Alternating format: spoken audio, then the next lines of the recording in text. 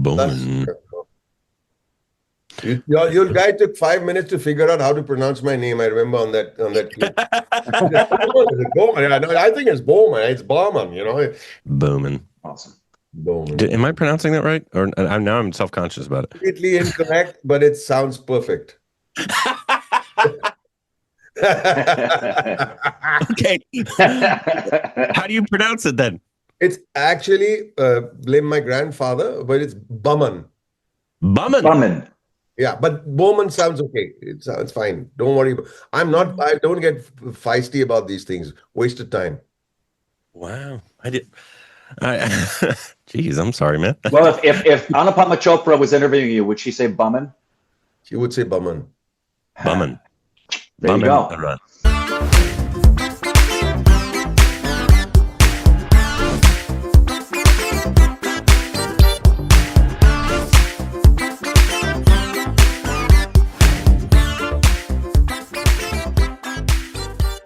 Thank you so much for joining us, Boman. We really appreciate it. You are probably one of the longest standing people that we've wanted to talk to, because the first ever Indian movie we ever watched, and it's for a lot of people, was Three Idiots. Wow. And so from Three Idiots, that was 6 years ago now. We've seen a lot of your work. Been a big admirer of your acting talent, your versatility, your comedic chops, all that. So thank you so much for sitting down with us. Obviously, you're sitting down to talk about your new film, and I apologize for white boying this. Detective. Come on, colonize it. This sounds terrible. Shardle? That can't be it. That can't be it, right? How do you pronounce it? Detective Shardle? I'm not going to correct you till you give me at least 5 versions of it. And it will still not be right. Well done. Well done, Boman. Korbinize it. Yeah. Shardle, Sheardle, Scheidle, Shirtle. There you go. Skedaddle. So regardless of the name, as I'm sure people know it, tell us about the project, what drew you to it, and all that. I've always loved the idea of whodunit. When I was very young, I had seen a Billy Wilder film called Witness for the Prosecution. Mm-hmm. And, it's just so wonderful to see that lovely twist. And now that I watch it over and over again, I watch that film very regularly. It's eventually not about the twist. It's about those wonderful characters and their motivations and what drew them to do what they did, including the great Charles Lawton and the great Marlene Dietrich and the great Tyrone Power. I think one of his best performances. And then, of course, Sidney Lumet, my favorite director of all time, again, Billy Wilder is my favorite director of all time. And then Sidney Lumet went and made Murder on the Orient Express with Ingrid Bergman, won an Oscar, Sean Connery, what's his name, playing Hercule Poirot, and a wonderful star cast sitting in that little train in the Alps while he runs around with his fancy mustache, claiming that you could be the murderer, you could be the murderer, you could. And I just love that style of cinema. It was revived very beautifully with Knives Out. Yeah. Right. There was one version of Peter Ustinov doing Death on the Nile. Unfortunately, the Kenneth Branagh version of Death on the Nile and Orient Express didn't work for me, though I loved Kenneth Branagh. I loved Kenneth Branagh. But so this is in the same vein. Now, here's the catch. I die in the first 5 minutes. Yeah, he died in the trailer. Spoiler. Spoiler alert. They let you know that this old man is not going to be hanging around too long. However, there is, luckily for me, with each interrogation, there is one the suspect has his or her side of the story. So I keep coming back and they all till the very end. Not in the meatiest role of my career, but I'm very proud to have done this film because it's done well. I read the film over 3 days with the director on Zoom. So we read it together rather than me reading in isolation and saying, I don't know, I need to ask a question about that. Here are my notes. So I said, we did it in real time. I kept questioning him about why this, why that, and he had all the answers. I say, this guy has the answers, and when he does not have the answer, he would say, I'm going back to the old drawing board, and I'll come back with an answer. I mean, what more do you want in a young director? And that was so disarming, and he never sold me screen time. He told me the truth. It's not the biggest role. And he said, everyone told me, don't call up Boman. He's going to say no. So he told me, even if you're going to say no, it's okay. We'll have a nice conversation. But I told him, tell everybody who told me I'm going to say no, not to decide on my behalf. All right, because I just like the guy so much. Ravi Chabria is his name, and we made a film that we are now very happy to release, and there's a lot of buzz, incredible buzz for this film, incredible. Now, what was it, do you think, was the reason why folks told him to not reach out to you? That because of your stature, that you probably would be too busy and not be interested because it's a small role? Because I'm a pain in the ass, so that's what. You seem like it. Yeah. Yeah. Good grief. Worst interview ever. Good night. Yeah. No, I think because maybe in their heads the role is not what's the word, meaty enough. But I never ever selected a film because of the length of the role or whether I have one scene with major histrionics. What's that ever got to do with telling a story? Amen. Yeah, what's that ever got Yeah. to? And please, if the longer the role, the better it is. I don't think so. It should be as long as required. Then the longer the role, the better it is. If it's not required, why am I hanging around more than I'm required? Yeah, absolutely. What about economy? So just because some actor says, no, give me more to do, not in a tight story like this. Yeah. Not in a muscular screenplay. It's tight, it's muscular, it's good. So there goes. I agreed to do it. I wanted to actually ask you a question about what you were talking about then when he was narrating you the story, because we had actually been talking about not about this particular film, but a different one where the whole culture of pitching stuff to actors or artists in India is very different from how it is here in Hollywood. The narration process of reading your script. Talk about that, because that is still like, even though we have known about it now for quite a while, like what is that process like? Because obviously here, a lot of directors will send you their script, or Nolan will, sit you in a corner while you read a script. What's the difference? What's the narration process like for films in India? So there is a narration process, and it's a very traditional process. If the director is not very good at narration, then he'll have a writer with him, or maybe the assistant director will do it, or whatever. I don't know. But they say, and then he walks into the room and cut to, we go to the next scene, and that's how it's normally done. And I think that's charming in its own way, but nothing works better than a nice muscular script. Works better than that. However, I'm going to make an admission, and I'm confessing that he did send me the script, and I may have not had the inclination to read it, maybe. So I said, if I have any intention of doing this film, I'll read it with him. It was not a narration. I read the script in front of him so I can clear any doubt there and then, and question him. And that's the reason why it was there. I needed the company. Let me put it this way. I needed to read it. Sometimes I love reading scripts all by myself. But in this particular case, because he had told me, no, it's not a big role, it's a small role, you die in the first 10 minutes. I said, no, why would I do this? So I said, let's read it together. And we took 3 days. line by line. It was not a narration. Mm. See, normally what happens in a narration um, is mostly about plot.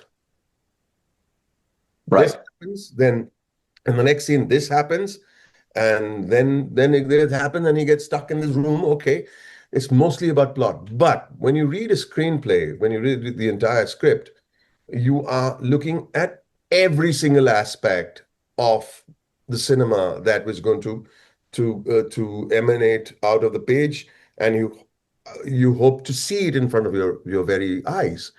Um, so it was just a matter of making sure that I did my homework, my homework with the teacher. If you know what I'm trying to say. Otherwise, I would have my book project. I wouldn't have read it. I would have been lazy about it because at that point Mm. I started something called Spiral Bound, where I teach. Yes. Yeah. So that takes a lot of my energy. We finished 800 sessions right now. Wow. 800 sessions since Yeah, the the last number I had heard was 500, so you've been busy. yeah, no, and it's something I'm committed to. I'm committed to this thing Yeah. because Yeah. eventually exactly what you're saying. It's the script. Yes. The script. And if we don't learn to write cogent, muscular, solid scripts, we're never going to be doing better for ourselves. So Hmm. I may taken it upon myself to teach anyone, even if you've not read a single written a single line, come and sit for a couple of sessions. It's free. Come and sit, see what you feel like about being a scriptwriter. Maybe you have the talent and you're just too afraid to open Final Draft and write a few words. You'll be motivated, and we have to spawn a generation of writers now. It's about time. Mm. You get me 100%. very excited. And what was it? What was it about this that excited you? And maybe even because I know it's similar. You mentioned Knives Out, and people have mentioned that. We got that feeling from the trailer, but without obviously giving away any spoilers. What was it about this that is different than say that really excited you about the project? I think there's a lovely family dynamic in this, and Mm. and the dynamic of the family is about so many different human emotions, uh, from jealousy to loyalty to disloyalty uh, to greed or to redundancy, uh, someone trying to find peace and not getting it. What is it that people want in this world? And I think you hopefully connect with characters, and it's the who done it that just keeps you interested in those characters. It's Mm. like, to this to a lesser extent, but if you've seen a film called In the Heat of the Night, it's Yes. the who done it, but eventually it doesn't matter who killed Mr. Colbert. It's about something else. Uh, it's about Rod Steiger and Sidney Poitier coming together as two polarized characters. It's about racism and reverse racism. Hmm. So, but in this case, to a lesser extent, this is more about the whodunit, but it's also about the family dynamic, about Mm. relationships, about husbands and wives and fathers and daughters and fathers and sons and in-laws and what it's that's what is attractive. That's not just a suspense thriller. There's a little more than that, hopefully. Mm. Hopefully. Mm. Hmm. Not as much as say what's the film I just mentioned, In the Heat of the In the Night. heat of the night. Not as much as that. Yeah. There's been quite a bit recently of criticism of not just Bollywood or the Hindi industry, but just, Indian film industries, even Hollywood to an extent, of the kind of films that people are making. What is something, obviously I'm not asking you to name names or anything or say any kind of films, but like what is something that you would suggest as an artist to of what kind of films that you would suggest, or something that the industries can do to get audiences more interested? Two things. There's the blockbuster. Um, there's the blockbuster, and then there is the smaller film, say like a Lapata Ladies or the Mehta Hmm. Boys, or there's I don't like to use the word smaller. Yeah. So uh, I think they have to be pitched in equal measure and not say that, now the smaller budget films are the ones that are taking over. I don't believe that. I do believe that we've got to rally behind the blockbuster. And and and the reason for that is that that's what's getting people into the theaters. Mm. It needs to be money needs to be made so that we can have a healthy, you know what I mean, a healthy financial profitability for people to take chances on smaller films. And then, of course, the OTT platforms have been wonderful a support system. So I keep coming back to a film like Jaws. Mm. Jaws is a blockbuster. Jaws is about a Yeah. man-eating shark that's ripping people, and well, what's it eventually about? It's eventually about a man who wants to protect his family, right? Now, if there is no human emotion connected to the main blockbuster story, then it's going to be pretty hollow. So what did Jaws do? They very cleverly made Roy Scheider afraid to get into the water. And the only reason why he went into the water was because his son had a close shave with the shark. And he said, I have to go for family. That's what made Jaws the movie it is. Of course, it's the mechanical shark and you don't see it, and it's John Williams' music, right? But without that, it would never be still relevant 50 years down the line. We don't even realize it, that it is the family angle and Roy Scheider overcoming his fears to get into the water to protect his family. He's saying, I was afraid to get in the water. Now that's the last line of the film. And now I wonder why. Theme is a very important aspect that people are missing out on. And I think the moment we stop worrying about how the CG is going to look and how the stunts are going to look, and think that while you're doing all of that, and you're going to do that well, if you're not going to talk of theme and the human reaction to the event, then it's a hollow film. Everything should work together, all of it. So I think the moment you have people realizing that we're missing out on the human angle, but we've got everything else in place. Unfortunately, in a few films that have come across, even the padding was not in place. Padding is not in place. But we will come out of this. Hollywood will, the Indian film industry also will. I think people will start realizing this. Sorry, I'm a little too... No, that's perfect. fantastic. Makes me wonder, after seeing something as wonderful as Meta Boys, which is the smaller, but we're not going to call it smaller film, do you have a script of yourself of anything that would be a blockbuster that encapsulates exactly what you just said? Do you yourself have anything like that under your wing that you've created that's yet been filmed? I'm working Boman, on the musical. simultaneously. Two You have scripts two? simultaneously.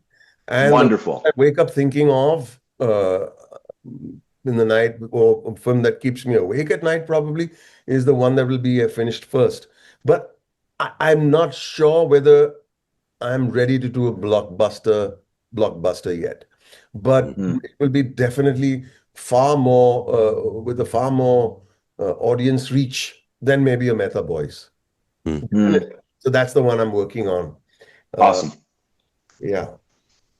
I'd love to make films like Sidney Lumet and Billy Wilder. Those are my heroes.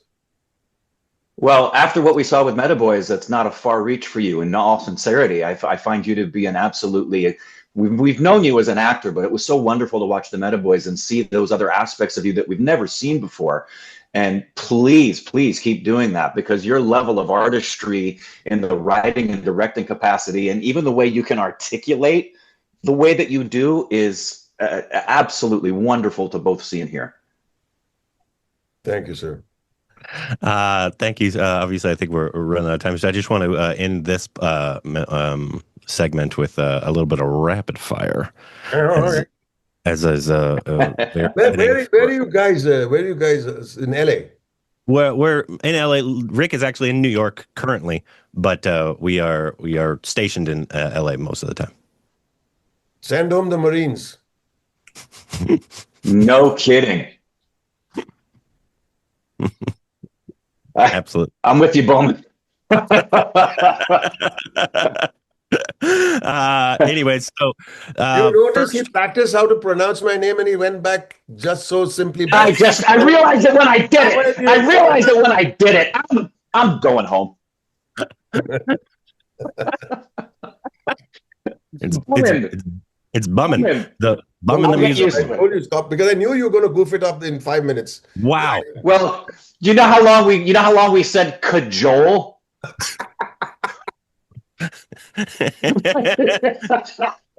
Actually, like Shahid Kapoor, we first called Shahid Kapoor, and so we've effed up a lot of names in the A past. lot of names. Martyr, Martyr. by the way. Yeah, I know. Martyr, yeah. Oh, Very we've aware. butchered a lot of names. Y'all are wonderful guys. Y'all are just wonderful. First, white people came to colonize, and then I, anyways, but to the rapid fire. Yeah. Coffee or chai? Sorry? Coffee or chai? Chai. Favorite movie? One Flew Over the Cuckoo's Nest. Oh. Favorite Hollywood actor? Spencer Tracy. Oh. Look Favorite at you. book? To Kill a Mockingbird. Good Lord. Bumming. God damn it. A piece of acting advice that you'd give to a young actor?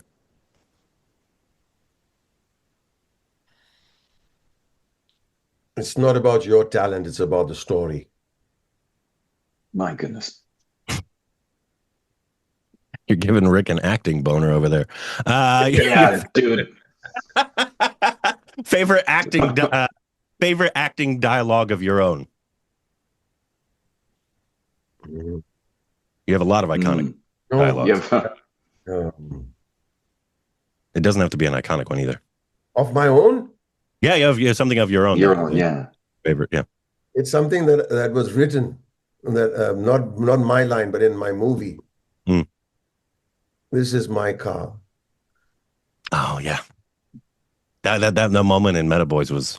Yeah, I've been driving it for the past 10 years without your hand on the handbrake, and I'm still alive. Yeah, that's a beautiful moment. Beautiful line. Subtext. It's a beautiful moment. Yeah. Favorite food? Parsi food. You don't even know what that is, right? I know what Parsi is. I've never had it, but we know. I know what Parsi is. And anyways, thank you so much for joining us. Like I said in the beginning, we're big admirers of your work. We've been a fan since the beginning of the channel. And after exploring that and even more, obviously, your Rajkumar Hirani's muse, and all your other acting roles from the one you did with Ranveer that everybody else didn't seem to like, but we loved the Jayiste Jodar or whatever that the title was. We really appreciate not only your acting talent, your versatility, your commitment to the craft, and also just thank you for joining us. Rick, would you say something real quick? Do WhatsApp message so I know that you got my number correct, because you frightened me when you were punching it in. Yeah, I wrote it down too, so we're okay. But I second everything that Korbin said, and it's not a surprise listening to you today to hear how articulate you are and how well versed you are with cinema and artistry, and it's just a joy. I wish we had 6 hours with you. So at whatever point we might be able to see you in one of the cities of the world we might be in together, we would love to sit down with you. Well, thank you again so much for joining us, and I hope you have a great day. Thank you, Korbin. Thank you, Rick. I pronounced it correctly. Now you say thank you. Yes, Boman. Bye. Lovely. What a pleasure. Bye.